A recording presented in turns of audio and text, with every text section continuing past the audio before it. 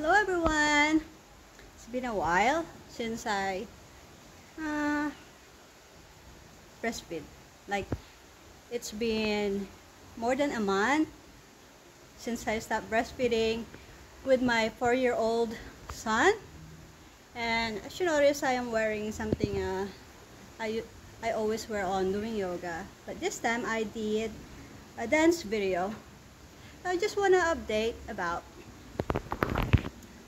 the changes of the body. So I've been breastfeeding for 4 years, and I stopped for more than a month now, and I still produce milk.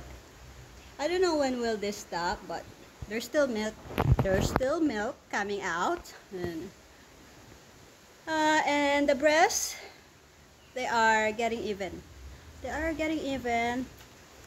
So I remember that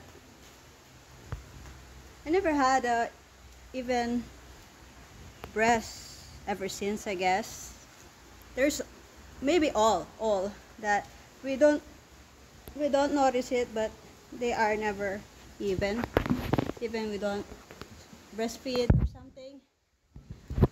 Anyway, I don't know if what I'm saying is something with sense, but that's it.